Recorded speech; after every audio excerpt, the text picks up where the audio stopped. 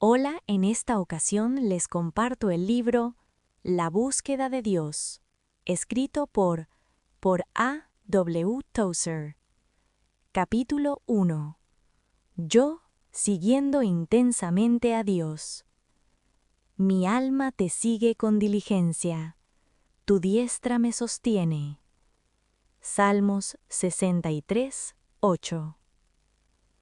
La teología cristiana enseña la doctrina de la gracia previniente, que en pocas palabras significa que antes de que un hombre pueda buscar a Dios, Dios primero debe haber buscado al hombre. Antes de que un hombre pecador pueda pensar un pensamiento correcto acerca de Dios, debe haberse realizado una obra de iluminación dentro de él. Imperfecta puede ser, pero una obra verdadera al fin y al cabo, y la causa secreta de todo deseo, búsqueda y oración que puedan seguir. Buscamos a Dios porque, y solo porque, Él primero puso en nosotros un impulso que nos impulsa a la búsqueda. Nadie puede venir a mí, dijo nuestro Señor, si el Padre que me envió no lo atrae. Y es por esta misma atracción previniente que Dios nos quita todo vestigio de crédito por el acto de venir. El impulso de buscar a Dios origina en Dios, pero la obra exterior, el seguimiento de ese impulso, es nuestro seguimiento constante a Él, y durante todo el tiempo que lo estamos siguiendo, ya estamos en su mano. Tu diestra me sostiene. En este sostenimiento divino y seguimiento humano no hay contradicción. Todo proviene de Dios, pues, como enseña von Hugel, Dios siempre es anterior. Sin embargo, en práctica, es decir, donde la obra previa de Dios se encuentra con la respuesta presente del hombre, el hombre debe buscar a Dios. Por nuestra parte, debe haber una reciprocidad positiva para que esta atracción secreta de Dios se traduzca en una experiencia identificable de lo divino. En el cálido lenguaje del sentimiento personal, esto se afirma en el Salmo. Como el ciervo brama por las corrientes de las aguas, así clama por ti, oh Dios, el alma mía. Mi alma tiene sed de Dios, del Dios vivo. ¿Cuándo vendré y me presentaré ante Dios? Esto es lo profundo que llama a lo profundo, y el corazón anhelante lo comprenderá. La doctrina de la justificación por la fe, una verdad bíblica y un bendito alivio del legalismo estéril y el esfuerzo propio inútil, ha caído en desgracia en nuestros tiempos y ha sido interpretada por muchos de tal manera que, de hecho, impide a los hombres conocer a Dios. El todo proceso de la conversión religiosa se ha vuelto mecánico y sin espíritu. La fe ahora puede ejercerse sin que afecte la vida moral ni avergüence al ego adámico. Cristo puede ser recibido sin que despierte ningún amor especial por él en el alma del receptor. El hombre es salvo, pero no tiene hambre ni sed de Dios. De hecho, se le enseña específicamente a saciarse, y se le anima a contentarse con poco. El científico moderno ha perdido a Dios entre las maravillas de su mundo. Los cristianos corremos el riesgo de perderlo entre las maravillas de su palabra. Casi hemos olvidado que Dios es una persona y como tal puede ser cultivado como cualquier otra persona. Es inherente a la personalidad saber conocer otras personalidades, pero el conocimiento pleno de una personalidad por otra no se logra en un solo encuentro. Solo después de un intercambio mental y amoroso se pueden explorar todas las posibilidades de ambas. Toda interacción social entre seres humanos Es una respuesta de personalidad a personalidad, que va desde el roce más casual entre seres humanos hasta la comunión más plena e íntima de la que es capaz el alma humana. La religión, en tanto que es genuina, es en esencia la respuesta de las personalidades creadas a la personalidad creadora, Dios.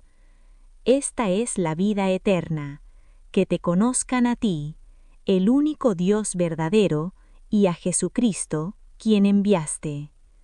Dios es una persona, y en lo profundo de su magna naturaleza, piensa, desea, disfruta, siente, ama, desea y sufre como cualquier otra persona.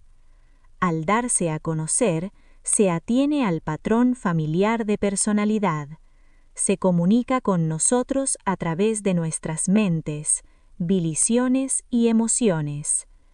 El intercambio continuo y sin vergüenza de amor y pensamiento entre Dios y el alma del hombre redimido es el corazón palpitante de la religión del Nuevo Testamento. Esta interacción entre Dios y el alma nos es conocida en la conciencia personal. Es personal, es decir, no proviene del cuerpo de creyentes como tal, sino que es conocida por el individuo y por el cuerpo a través de los individuos que lo componen. Y es consciente, es decir, no remanece por debajo del umbral de la conciencia, ni actúa allí sin que el alma lo sepa, como por ejemplo, algunos creen que ocurre con el bautismo infantil, sino que entra en el ámbito de la conciencia, donde el hombre puede conocerla como conoce cualquier otro hecho de la experiencia. Tú y yo somos en poco, excepto nuestros pecados, lo que Dios es en mucho. Creados a su imagen, tenemos en nosotros la capacidad de conocerlo. En nuestros pecados solo nos falta el poder. En el momento en que el Espíritu nos ha vivificado en la regeneración, todo nuestro ser siente su parentesco con Dios y salta en jubiloso reconocimiento. Ese es el nacimiento celestial, sin el cual no podemos ver el reino de Dios. Sin embargo, no es un fin, sino un comienzo, pues ahora comienza la gloriosa búsqueda, la feliz exploración del corazón de las infinitas riquezas de la deidad. Ahí es donde empezamos, digo, pero donde nos detenemos, nadie lo ha descubierto aún, pues en las altaneras y misteriosas profundidades del Dios Trino no hay límite ni fin. Océano sin orillas, ¿quién puede sondearte? Tu propia eternidad está a tu alrededor.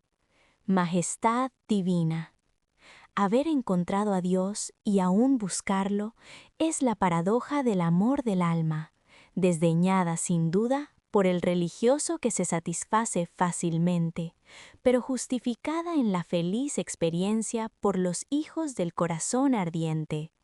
San Bernardo expresó esta santa paradoja en una cuarteta musical que todo alma adoradora comprenderá al instante. Te saboreamos, oh pan vivo, y anhelo deleitarme todavía en ti. Bebemos de ti la fuente, y nuestras almas tienen sed de ti para saciarlas. Acércate a los santos hombres y mujeres del pasado, y pronto sentirás el ardor de su deseo por Dios. Lo lloraron, oraron, lucharon, y lo buscaron día y noche, a tiempo y fuera, y cuando lo encontraron, el hallazgo fue aún más dulce por la larga búsqueda. Moisés usó el hecho de conocer a Dios como argumento para conocerlo mejor. Ahora pues, te ruego, si he hallado gracia ante tus ojos, que me muestres tu camino, para que pueda conocerte, para que pueda hallar gracia ante tus ojos. Y desde allí se levantó para hacer la audaz petición: te ruego que me muestres tu gloria. Dios se sintió sinceramente complacido con esta muestra de ardor, y al día siguiente llamó a Moisés al monte, y allí, en solemne procesión, hizo pasar toda su gloria ante él. La vida de David fue un torrente de anhelo espiritual, y sus salmos resuenan con el clamor del buscador y la alegría del que lo encuentra. Pablo confesó que el motor de su vida era su ardiente deseo de Cristo. Conocerlo era la meta de su corazón, y por ello lo sacrificó todo. Y ciertamente, aún estimo todas las cosas como pérdida por la excelencia del conocimiento de Cristo Jesús, mi Señor, por amor del cual lo he perdido todo y lo tengo por basura para ganar a Cristo. La himnología es dulce con el anhelo de Dios, el Dios que mientras el cantor busca, sabe que ya ha encontrado. Su rastro veo y seguiré. Cantaron nuestros padres hace tan solo una generación, pero esa canción ya no se escucha en la gran congregación. Qué trágico que en estos tiempos oscuros nuestros maestros hayan hecho nuestra búsqueda por nosotros. Todo se centra en el acto inicial de aceptar a Cristo, un término, dicho sea de paso, que no se encuentra en la Biblia, y no se espera que, a partir de entonces, anhelemos más revelación de Dios para nuestras almas. Hemos quedado atrapados en las redes de una lógica espuria que insiste en que si lo hemos encontrado, ya no necesitamos buscarlo. Esto se nos presenta como la última palabra de la ortodoxia, y se da por sentado que ningún cristiano enseñado por la Biblia jamás creyó lo contrario. Así, todo el testimonio de la Iglesia que adora, busca y canta sobre ese tema se deja de lado tajantemente.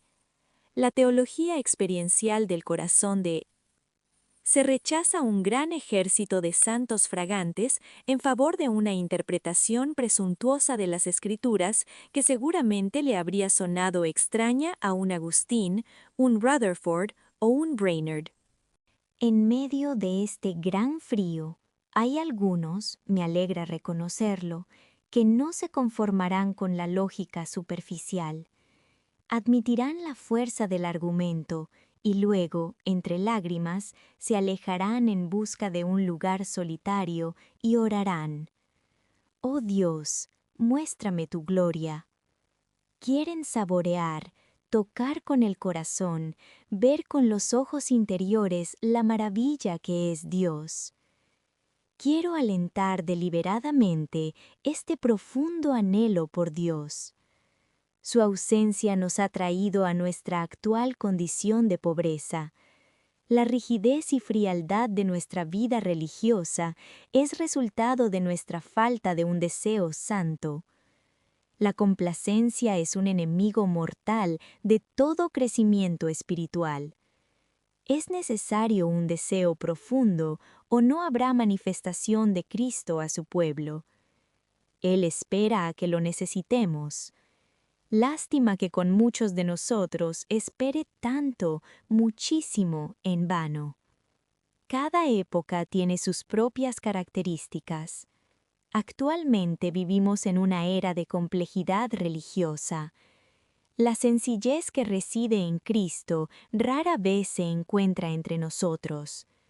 En su lugar, existen programas, métodos, organizaciones y un mundo de actividades nerviosas que ocupan tiempo y atención, pero que nunca pueden satisfacer el anhelo del corazón.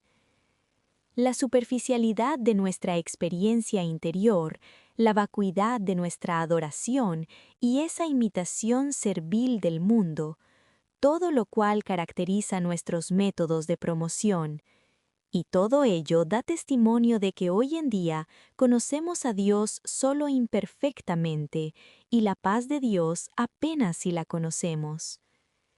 Si queremos encontrar a Dios entre todas las apariencias religiosas externas, primero debemos decidirnos a encontrarlo y luego proceder con sencillez. Ahora, como siempre, Dios se revela a los bebés y se oculta en la densa oscuridad de los sabios y prudentes. Debemos simplificar nuestro acercamiento a Él. Debemos reducirlo a lo esencial y descubriremos que son, afortunadamente, pocos. Debemos dejar de lado todo esfuerzo por impresionar y presentarnos con la franqueza inocente de la infancia.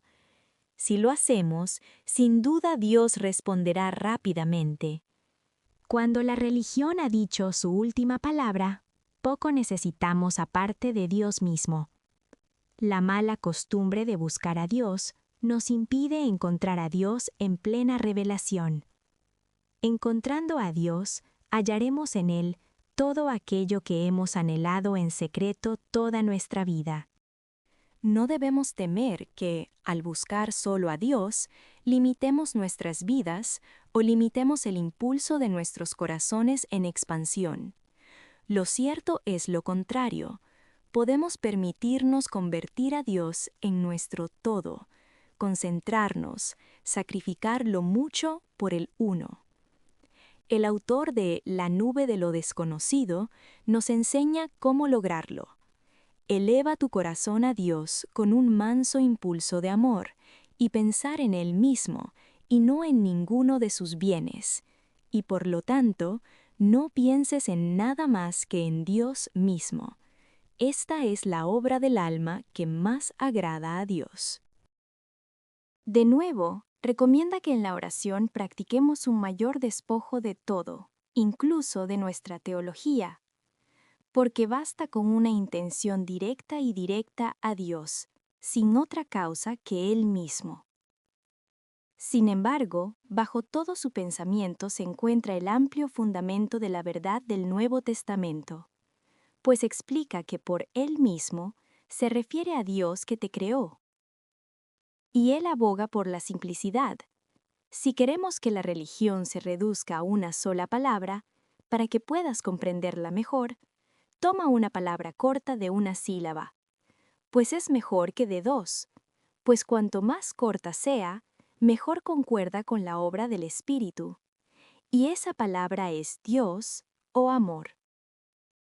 Cuando el Señor dividió Canaán entre las tribus de Israel, Levi no recibió parte alguna de la tierra. Dios le dijo simplemente, «Soy tu parte y tu herencia», y con esas palabras lo hizo más rico que todos sus hermanos, más rico que todos los reyes y rajás que han vivido en el mundo. Y aquí hay un principio espiritual, un principio que sigue vigente para todo sacerdote del Dios Altísimo. El hombre que tiene a Dios como su tesoro, lo tiene todo en uno. Muchos tesoros ordinarios pueden negársele, o si se le permiten, su disfrute será tan moderado que nunca serán necesarios para su felicidad. O si tiene que verlos desaparecer, uno tras otro, apenas sentirá pérdida, pues al tener la fuente de todas las cosas en uno, tiene toda la satisfacción, todo el placer, todo el deleite. Sea lo que sea que pierda, en realidad no ha perdido nada, pues ahora lo tiene todo en uno, y lo tiene pura, legítima y eternamente. Oh Dios, he probado tu bondad, que me ha saciado y me ha dado sed de más. Estoy dolorosamente consciente de mi necesidad de más gracia. Me avergüenzo de mi falta de deseo. Oh Dios, el Dios Trino, quiero desearte, anhelo ser colmado de anhelo, anhelo ser aún más sediento. Muéstrame tu gloria, te ruego, para que pueda conocerte verdaderamente. Comienza en tu misericordia una nueva obra de amor en mí. Dile a mi alma, levántate, amada mía, hermosa mía, y ven. Entonces dame la gracia de levantarme y seguirte desde esta tierra neblinosa donde he vagado tanto tiempo. En el nombre de Jesús. Amén. Capítulo 2. La bienaventuranza de no poseer nada. Bienaventurados los pobres en espíritu, porque de ellos es el reino de los cielos. Mateo 5:3. Antes de que el Señor Dios creara al hombre sobre la tierra, primero lo preparó creando un mundo de cosas útiles y placenteras para su sustento y deleite. En el relato de la creación del Génesis, Estas se llaman simplemente cosas. Fueron hechas para el uso del hombre, pero siempre debían ser externas y subordinadas a él. En lo profundo del corazón del hombre había un santuario donde solo Dios era digno de entrar. Dentro de él estaba Dios, afuera 1000 dones que Dios había derramado sobre él. Pero el pecado ha introducido complicaciones y ha convertido esos mismos dones de Dios en una fuente potencial de ruina para el alma. Nuestros problemas comenzaron cuando Dios fue expulsado de su santuario central y se permitió que las cosas entraran. En el corazón humano, las cosas han tomado el control. Los hombres, por naturaleza, ahora carecen de paz en sus corazones, pues allí ya no se corona a Dios, sino que, en la oscuridad moral, usurpadores obstinados y agresivos luchan entre sí por el trono. Esto no es una mera metáfora, sino un análisis preciso de nuestro verdadero problema espiritual. Existe en el corazón humano una raíz fibrosa y resistente de vida caída cuya naturaleza es poseer, siempre poseer. Codicia las cosas con una pasión profunda y feroz. Los pronombres mío y mío parecen bastante inocentes en la letra impresa, pero su uso constante y universal es significativo. Expresan la verdadera naturaleza del viejo hombre adámico mejor que 1000 volúmenes de teología. Son síntomas verbales de nuestra profunda enfermedad. Las raíces de nuestros corazones se han hundido en las cosas y no nos atrevemos a arrancar ni una sola raíz para no morir. Las cosas se han vuelto necesarias para nosotros, un desarrollo nunca previsto originalmente. Los dones de Dios ahora ocupan el lugar de Dios, y todo el curso de la naturaleza se ve alterado por la monstruosa sustitución. Nuestro Señor se refirió a esta tiranía de las cosas cuando dijo a sus discípulos: «Si alguno quiere venir en pos de mí, niéguese a sí mismo, tome su cruz y sígame, porque todo el que quiera salvar su vida, la perderá, y todo el que pierda su vida por causa de mí, la hallará». Rompiendo esta verdad en fragmentos para nuestro mejoramiento, entendiendo, parecería que dentro de cada uno de nosotros hay un enemigo que toleramos a nuestro propio riesgo.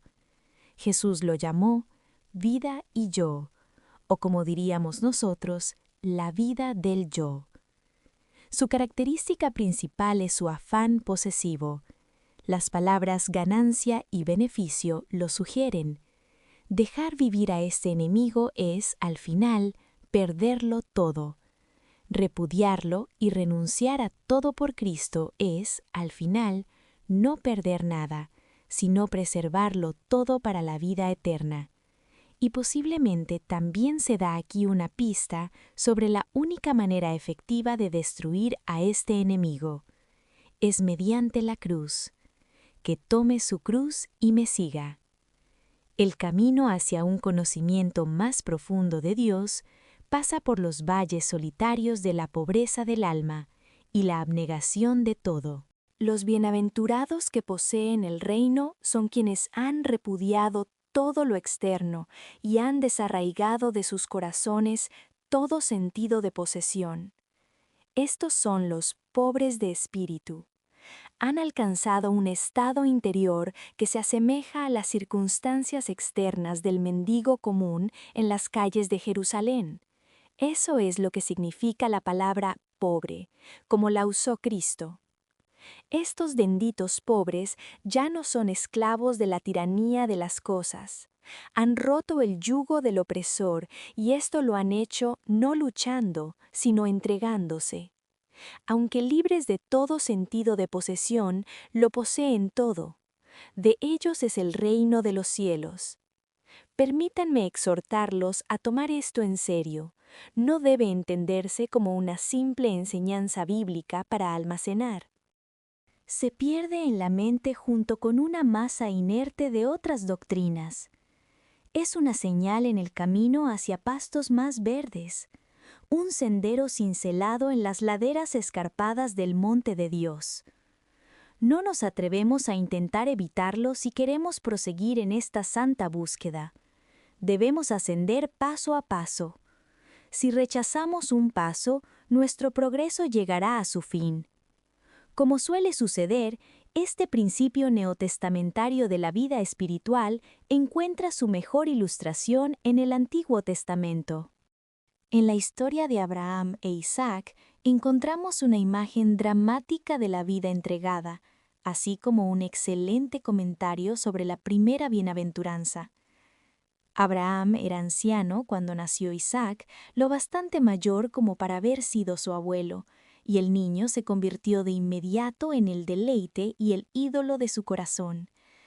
Desde el momento en que se inclinó para tomar torpemente en sus brazos al pequeño, fue un ferviente esclavo del amor de su hijo. Dios se esmeró en destacar la fuerza de este afecto, y no es difícil de entender. El bebé representaba todo lo sagrado para el corazón de su padre, las promesas de Dios, los pactos, las esperanzas de los años y el largo sueño mesiánico. Al verlo crecer desde la infancia hasta la juventud, el corazón del anciano se fue entrelazando cada vez más con la vida de su hijo, hasta que finalmente la relación rozó lo peligroso. Fue entonces cuando Dios intervino para salvar tanto al padre como al hijo de las consecuencias de un amor impuro. «Toma ahora a tu hijo», dijo Dios a Abraham, «tu único hijo, Isaac, a quien amas, y vete a la tierra de Moriah, y ofrécelo allí en holocausto sobre uno de los montes que yo te diré». El escritor sagrado nos ahorra un primer plano de la agonía aquella noche en las laderas cerca de Beerseba, cuando el anciano se enfrentó a su Dios, pero una imaginación respetuosa puede contemplar con asombro la figura encorvada y la convulsa lucha a solas bajo las estrellas. Posiblemente, hasta que un mayor que Abraham luchó en el huerto de Getsemaní, un dolor tan mortal no volvió a visitar un alma humana. Ojalá se le hubiera permitido morir. Eso habría sido 1000 veces más fácil, pues ya era anciano y morir no habría sido una gran prueba. Para quien había caminado tanto tiempo con Dios, además, habría sido un último y dulce placer dejar que su visión apagada descansara sobre la figura de su valiente hijo que viviría para continuar el linaje abrahámico y cumplir en sí mismo las promesas de Dios hechas mucho antes en Ur de los Caldeos. ¿Cómo iba a matar al muchacho? Incluso si pudiera obtener el consentimiento de su corazón herido y que protestaba, ¿cómo podría reconciliar el acto con la promesa? En Isaac te será llamada descendencia. Esta fue la prueba de fuego de Abraham y no falló en el crisol. Mientras las estrellas aún brillaban como nítidos puntos blancos sobre la tienda donde yacía Isaac dormido, y mucho antes de que el gris amanecer comenzara a iluminar el este, el anciano santo tomó una decisión. Ofrecería a su hijo como Dios le había ordenado y luego confiaría en que Dios lo resucitaría. Esta, dice el escritor de Hebreos, fue la solución que su corazón adolorido encontró en algún momento de la noche oscura y se levantó temprano en la mañana para llevar a cabo el plan. Es hermoso ver que, si bien se equivocó en cuanto al método de Dios, había percibido correctamente el secreto de su gran corazón. Y la solución concuerda bien con la escritura del Nuevo Testamento. El que pierda por mi causa, hallará.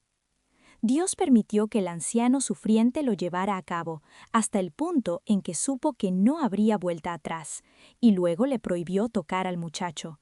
Al patriarca perplejo, ahora le dice en efecto: «Está bien, Abraham, nunca tuve la intención de que mataras al muchacho, solo quería sacarlo del templo de tu corazón para reinar allí sin oposición. Quería corregir la perversión que existía en tu amor. Ahora puedes tener al niño, sano y salvo. Tómalo y regresa a tu tienda. Ahora sé que temes a Dios, pues no me has negado a tu hijo, tu único hijo». Entonces se abrió el cielo y se oyó una voz que le decía: Por mí mismo he jurado, dice Jehová, que por cuanto has hecho esto y no me has rehusado tu hijo, tu único, bendiciéndote te bendeciré, y multiplicando multiplicaré tu casa, y tu descendencia será como las estrellas del cielo y como la arena que está a la orilla del mar, y tu descendencia poseerá las puertas de sus enemigos, y en tu descendencia serán benditas todas las naciones de la tierra, por cuanto obedeciste a mi voz. El anciano de Dios alzó la cabeza para responder a la voz y permaneció allí en el monte, fuerte, puro y majestuoso, un hombre señalado por el Señor para un trato especial, amigo y favorito del Altísimo. Ahora era un hombre completamente entregado, un hombre completamente obediente, un hombre que no poseía nada. Lo había concentrado todo en la persona de su amado Hijo y Dios se lo había arrebatado. Dios pudo haber comenzado por los márgenes de la vida de Abraham y obrar desde el interior hasta el centro. Prefirió herir rápidamente el corazón y acabar con él en un acto de separación tajante. Al actuar así, practicó una economía de medios y tiempo. Fue un dolor cruel, pero efectivo. He dicho que Abraham no poseía nada. Sin embargo, ¿no era rico este pobre hombre? Todo lo que poseía antes seguía siendo suyo para disfrutar: ovejas, camellos, rebaños y bienes de todo tipo. También tenía a su esposa y a sus amigos, y lo mejor de todo, tenía a su hijo Isaac a salvo a su lado.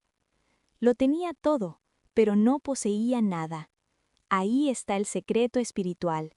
Ahí está la dulce teología del corazón que solo se puede aprender en la escuela de la renuncia. Los libros de teología sistemática pasan por alto esto, pero los sabios lo entenderán. Después de esa amarga y bendita experiencia, creo que las palabras mío y mío nunca volvieron a tener el mismo significado para Abraham. El sentido de posesión que connotaban se había desvanecido de su corazón. Las cosas habían sido expulsadas para siempre. Ahora se habían vuelto externas al hombre. Su corazón estaba libre de ellas. El mundo decía: Abraham es rico, pero el anciano patriarca solo sonreía. No podía explicárselo, pero sabía que no poseía nada, que sus verdaderos tesoros eran interiores y eternos. No cabe duda de que este apego posesivo a las cosas es uno de los hábitos más dañinos de la vida. Al ser tan natural, rara vez se reconoce su maldad, pero sus consecuencias son trágicas. A menudo nos vemos impedidos de entregar nuestros tesoros al Señor por temor a su seguridad. Esto es especialmente cierto cuando esos tesoros son familiares y amigos queridos. Pero no debemos tener tales temores. Nuestro Señor no vino a destruir, sino a salvar. Todo lo que le encomendamos está a salvo, y nada está realmente a salvo si no se le encomendamos así. Nuestros dones y talentos también deben serle entregados. Deben ser reconocidos por lo que son, un préstamo de Dios, y nunca deben considerarse nuestros. No tenemos más derecho a atribuirnos habilidades especiales que a tener ojos azules o músculos fuertes. ¿Quién te distingue? ¿Y qué tienes que no hayas recibido? El cristiano lo suficientemente vivo como para conocerse a sí mismo, aunque sea mínimamente, reconocerá los síntomas de esta enfermedad de posesión y se lamentará al encontrarlos en su propio corazón. Si el anhelo de Dios es lo suficientemente fuerte en él, querrá hacer algo al respecto. Ahora bien, ¿qué debería hacer? Ante todo, debe desechar toda defensa y no intentar excusarse ni ante sí mismo ni ante el Señor. Quien se defienda se tendrá a sí mismo como defensa y no tendrá a nadie más, pero que se presente indefenso ante el Señor y tendrá por defensor nada menos que a Dios mismo. Que el cristiano inquisitivo pisotee toda artimaña de su corazón engañoso e insista en una relación franca y abierta con el Señor. Entonces debe recordar que este es un asunto sagrado. Ningún trato descuidado o superficial será suficiente. Que se acerque a Dios con plena determinación para ser escuchado. Que insista en que Dios lo acepte todo. que saque las cosas de su corazón y que Él mismo reine allí con poder. Quizás necesite ser específico, nombrar las cosas y a las personas por su nombre, una por una. Si se vuelve lo suficientemente drástico, puede acortar el tiempo de su trabajo de años a minutos y entrar en la buena tierra mucho antes que sus hermanos más lentos, que miman sus sentimientos e insisten en la cautela en su trato con Dios. No olvidemos nunca que una verdad como esta no se aprenden de memoria como se aprenden los hechos de la ciencia física. Deben experimentarse antes de poder conocerlos realmente. Debemos vivir en nuestro corazón las duras y amargas experiencias de Abraham si queremos conocer la bienaventuranza que la sigue. La antigua maldición no desaparecerá sin dolor. El viejo y duro avaro que llevamos dentro no se rendirá y morirá obediente a nuestra orden. Debe ser arrancado de nuestro corazón como una planta de la tierra. Debe ser extraído con agonía y sangre como un diente de la mandíbula. Debe ser expulsado de nuestra alma con violencia, como Cristo expulsó a los cambistas del templo. Y tendremos que armarnos de valor contra su lastimera súplica y reconocerla como fruto de la autocompasión, uno de los pecados más reprensibles del corazón humano. Si realmente queremos conocer a Dios en una intimidad creciente, debemos recorrer este camino de renuncia. Y si nos empeñamos en buscar a Dios, tarde o temprano Él nos llevará a esta prueba. En aquel momento, Abraham no era consciente de la prueba como tal, sin embargo, si hubiera tomado un rumbo diferente, toda la historia del Antiguo Testamento habría sido diferente. Dios habría encontrado a su hombre sin duda, pero la pérdida para Abraham habría sido trágica, indescriptible. Así, seremos llevados uno a uno al lugar de prueba y puede que nunca sepamos cuándo estaremos allí. En ese lugar de prueba no habrá docenas de opciones posibles. Para nosotros solo hay una alternativa, pero todo nuestro futuro estará condicionado por la elección que hagamos. Padre, quiero conocerte, pero mi corazón cobarde teme renunciar a sus juguetes. No puedo separarme de ellos sin sangrar por dentro, y no intento ocultarte el terror de la separación. Vengo temblando, pero vengo. Por favor, arranca de mi corazón todo aquello que he atesorado por tanto tiempo y que se ha convertido en parte de mi ser viviente para que puedas entrar y morar allí sin rival. Entonces harás glorioso el lugar de tus pies. Entonces mi corazón no necesitará que el sol brille en él, porque tú mismo serás tu luz, y allí no habrá noche. En el nombre de Jesús. Amén. Capítulo 3. Quitando el velo. Así que, hermanos, teniendo libertad para entrar en el lugar santísimo, por la sangre de Jesucristo. Hebreos 10, 19. Entre los dichos famosos de los padres de la Iglesia, ninguno es más conocido que el de Agustín. Nos has formado para ti, y nuestros corazones están inquietos, hasta que encuentren descanso en ti. El gran santo expone aquí, en pocas palabras, el origen y la historia interior de la raza humana. Dios nos creó para sí mismo. Esa es la única explicación que satisface el corazón de un hombre pensante, independientemente de lo que diga su razón salvaje. Si una educación deficiente y un razonamiento perverso llevan a alguien a concluir lo contrario, poco puede hacer un cristiano por él. Para tal hombre, no tengo ningún mensaje. Mi llamado se dirige a quienes han sido previamente instruidos en secreto por la sabiduría de Dios. Hablo a corazones sedientos, cuyos anhelos han sido despertados por el toque de Dios en su interior, y no necesitan pruebas razonadas. Sus corazones inquietos les proporcionan toda la prueba que necesitan. Dios nos creó para sí mismo. El Catecismo Menor, acordado por la Reverenda Asamblea de Teólogos en Westminster, como lo expresa el antiguo Manual de Nueva Inglaterra, plantea las antiguas preguntas de qué y por qué, y las responde en una breve frase difícilmente igualada en cualquier obra no inspirada. Pregunta: ¿cuál es el fin principal del hombre?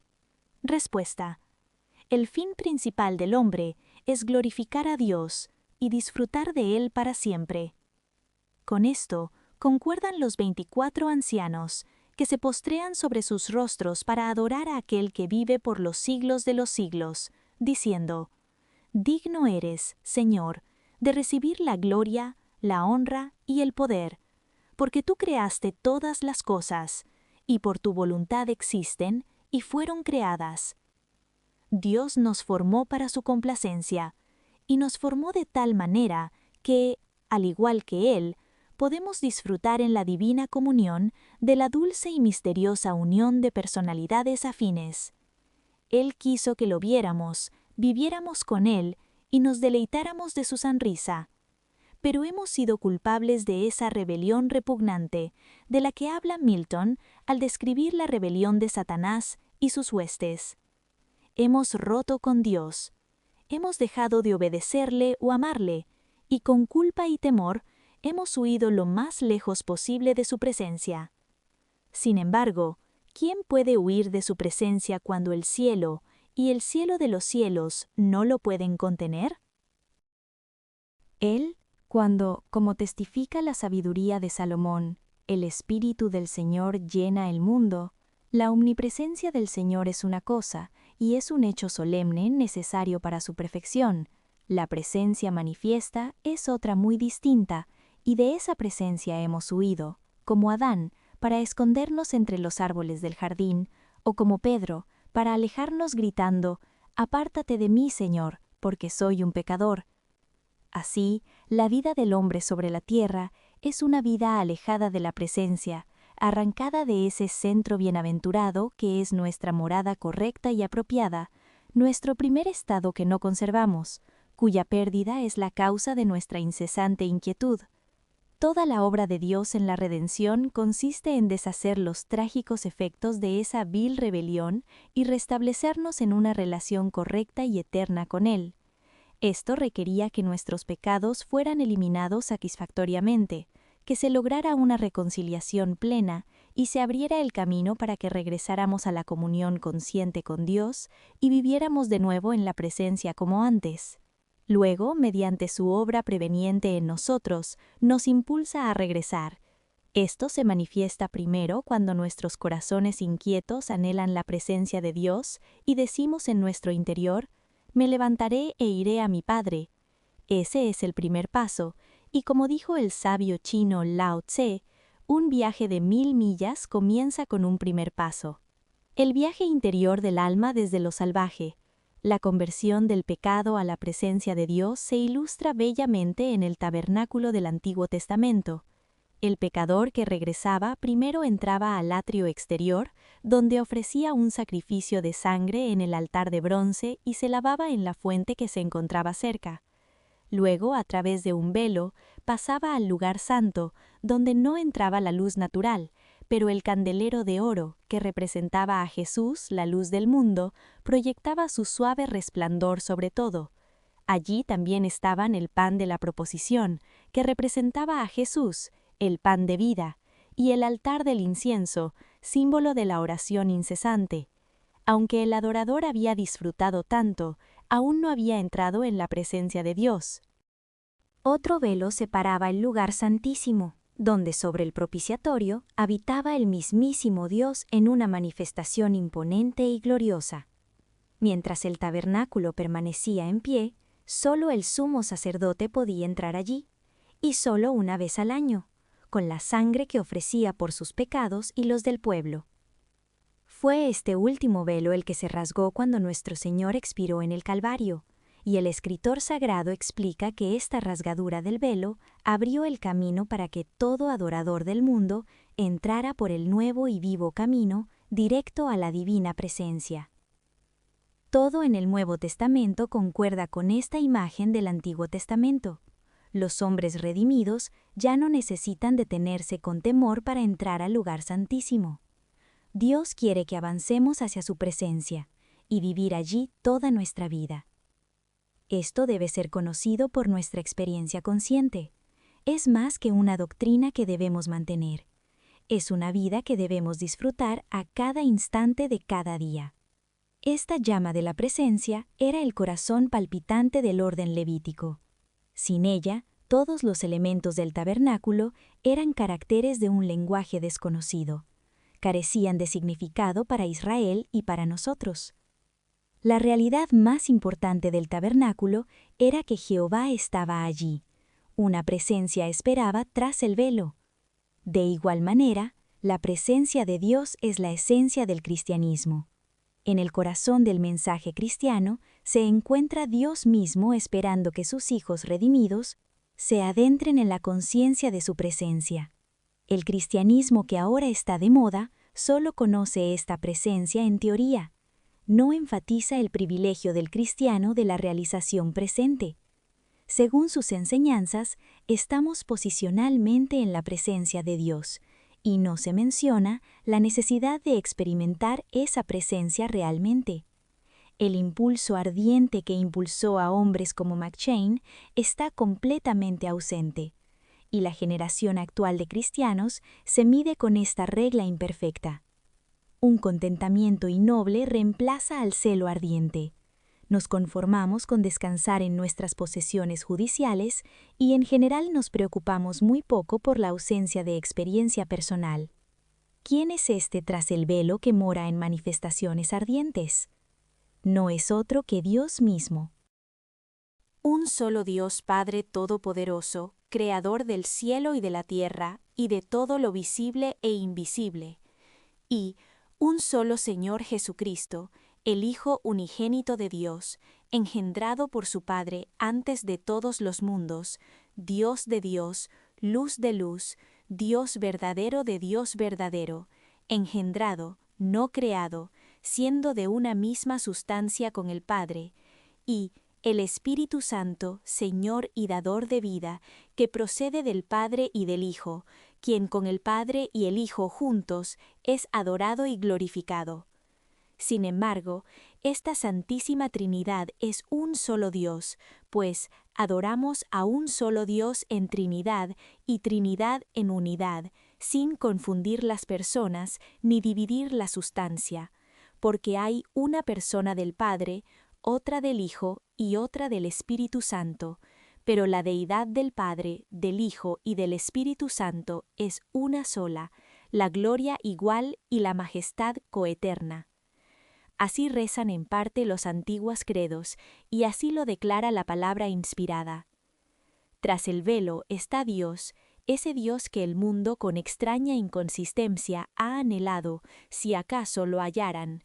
Se ha descubierto en cierta medida en la naturaleza, pero con mayor perfección en la encarnación.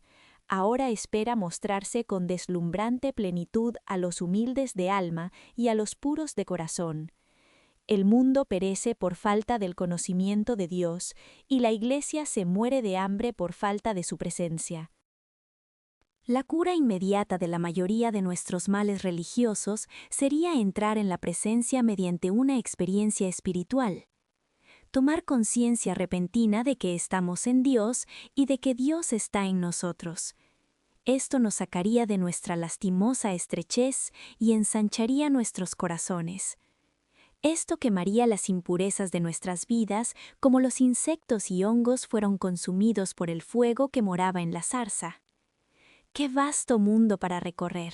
¡Qué mar para nadar es este Dios y Padre de nuestro Señor Jesucristo! Él es eterno, lo que significa que es anterior al tiempo y completamente independiente de él. El tiempo comenzó en él y terminará en él. No le paga tributo ni sufre cambio alguno.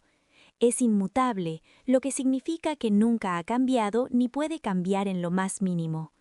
Para cambiar, necesitaría ir de mejor a peor o de peor a mejor.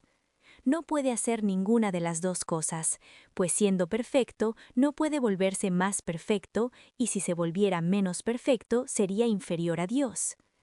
Él es omnisciente, lo que significa que conoce en un solo acto libre y sin esfuerzo toda la materia, todo el espíritu, todas las relaciones, todos los acontecimientos. No tiene pasado ni futuro. Él es, y ninguno de los términos limitantes y calificativos que se usan para las criaturas puede aplicarse a él. El amor, la misericordia y la justicia son suyos, y la santidad es tan inefable que ninguna comparación ni figura bastará para expresarla. Solo el fuego puede dar una remota idea de ello. En fuego apareció en la zarza ardiente. En la columna de fuego habitó durante todo el largo viaje por el desierto. El fuego que brillaba entre las alas de los querubines en el lugar santo se llamaba la Shekinah, la presencia, a través de los años de gloria de Israel, y cuando el antiguo dio lugar al nuevo, él vino en Pentecostés como una llama de fuego y descansó sobre cada discípulo. Spinoza escribió sobre el amor intelectual de Dios y en ello había cierta verdad. Pero el amor supremo de Dios no es intelectual, sino espiritual. Dios es espíritu y solo el espíritu del hombre puede conocerlo realmente. En lo profundo del espíritu humano debe arder el fuego, o su amor no es el verdadero amor de Dios. Los grandes del reino han sido aquellos que amaron a Dios más que otros. Todos sabemos quiénes han sido y con gusto rendimos homenaje a la profundidad y sinceridad de su devoción.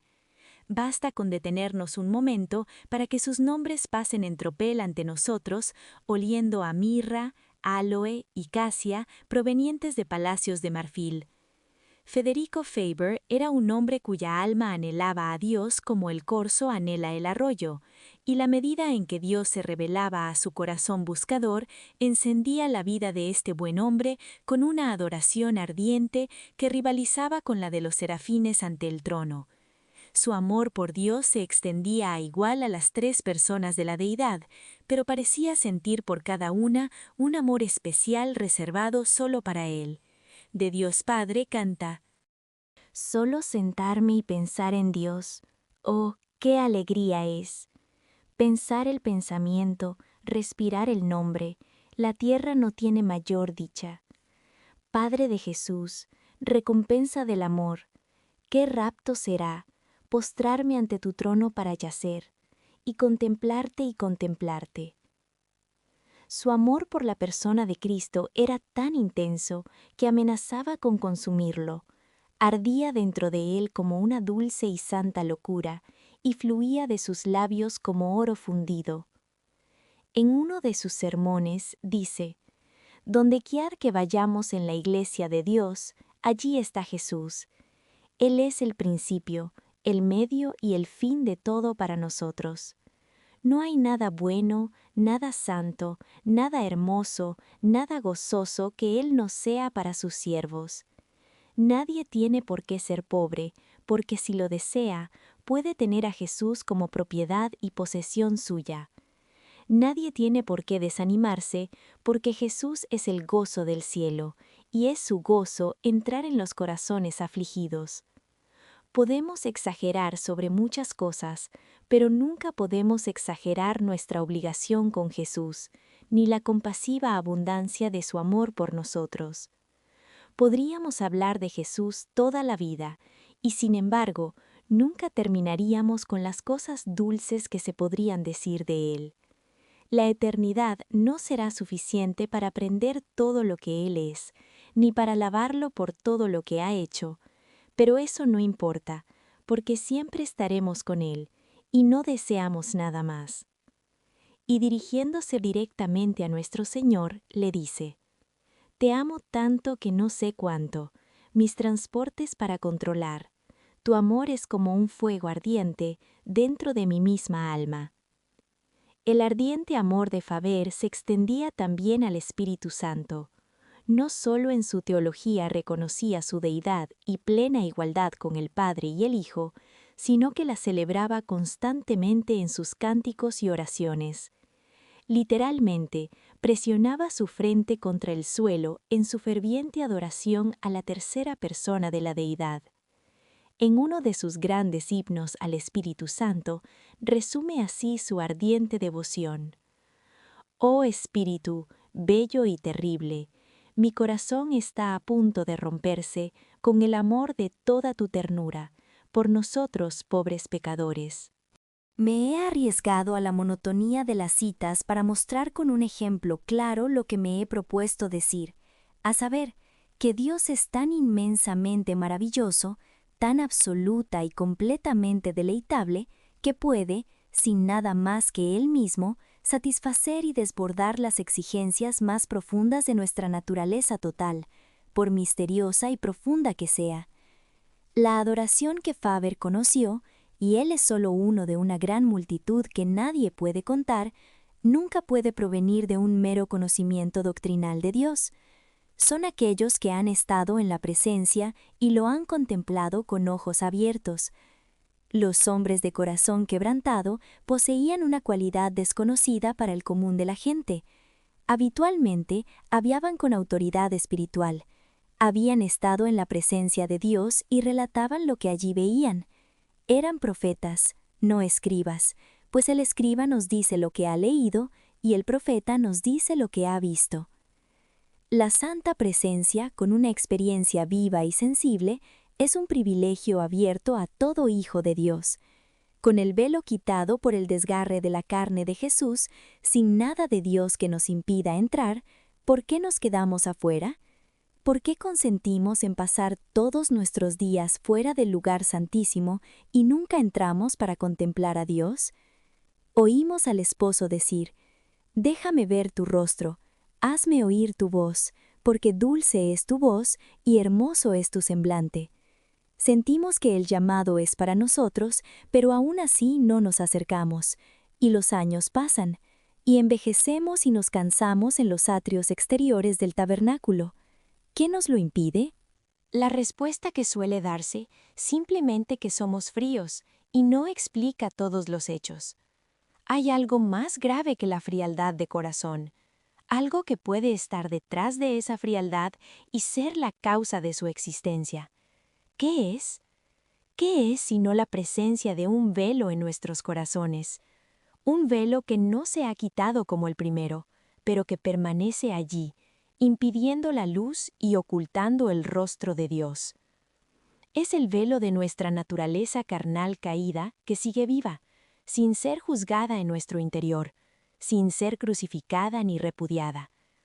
Es el velo tupido de la vida egoísta que nunca hemos reconocido verdaderamente, del que nos hemos avergonzado en secreto y que por estas razones nunca hemos llevado al juicio de la cruz. Este velo opaco no es demasiado misterioso ni difícil de identificar. Solo tenemos que mirar en nuestro corazón y lo veremos allí, cosido, remendado y reparado, aunque esté ahí, un enemigo de nuestras vidas y un obstáculo efectivo para nuestro progreso espiritual. Este velo no es algo hermoso, ni es algo de lo que nos interese hablar habitualmente, pero me dirijo a las almas sedientas que están decididas a seguir a Dios, y sé que no se detendrán porque el camino pasa temporalmente por las colinas ennegrecidas. El impulso de Dios en ellas les asegurará que continúen su búsqueda. Por eso me atrevo a nombrar los hilos con los que se teje este velo interior. Está entretejido con los finos hilos de la vida egocéntrica, los pecados entrelazados del espíritu humano. No son algo que hacemos, son algo que somos, y ahí residen tanto su sutileza como su poder. Para ser más específicos, los pecados del yo son estos: la autocompasión, la autoconfianza, la autosuficiencia, la autoadmiración, el amor propio y muchos otros similares. Se encuentran demasiado arraigados en nosotros y son parte de nuestra naturaleza como para que nos demos cuenta hasta que la luz de Dios los ilumina. Las manifestaciones más flagrantes de estos pecados, egoísmo, exhibicionismo y autobombo, son extrañamente toleradas por líderes cristianos, incluso en círculos de ortodoxia impecable. Son tan evidentes que, de hecho, para muchas personas se identifican con el Evangelio. Confío en que no sea una observación cínica decir que, hoy en día, parecen ser un requisito para la popularidad en algunos sectores visibles de la Iglesia. Promocionarse a sí mismo bajo el pretexto de promover a Cristo es tan común que apenas llama la atención. Sería lógico suponer que una instrucción adecuada sobre las doctrinas de la depravación humana y la necesidad de la justificación únicamente mediante la justicia de Cristo nos libraría del poder de los pecados egoístas. Pero no es así. El ego puede vivir sin ser reprendido. En el mismo altar, puede observar morir a la víctima sangrante sin que lo que ve le afecte en lo más mínimo. puede luchar por la fe de los reformadores y predicar con elocuencia el credo de la salvación por gracia, y fortalecerse con sus esfuerzos. A decir verdad, parece alimentarse de la ortodoxia y se siente más a gusto en una conferencia bíblica que en una taberna. Nuestro mismo anhelo por Dios puede brindarle una excelente condición para prosperar y crecer. El yo es el velo opaco que nos oculta el rostro de Dios. Solo puede eliminarse mediante la experiencia espiritual, nunca mediante la mera instrucción.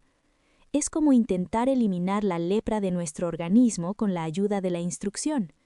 Debe haber una obra de Dios en la destrucción antes de que seamos libres. Debemos invitar a la cruz a que realice su obra mortal en nosotros. Debemos llevar nuestros pecados a la cruz para su juicio. Debemos prepararnos para una prueba de sufrimiento similar a la que nuestro Salvador experimentó bajo Poncio Pilato. Recordemos, cuando hablamos del desgarro del velo, hablamos en una figura, y la idea es poética, casi placentera, pero en realidad no tiene nada de placentero. En la experiencia humana, ese velo está hecho de tejido espiritual vivo. Está compuesto de la materia sensible y vibrante de la que está hecho todo nuestro ser, y tocarlo es tocarnos donde sentimos dolor.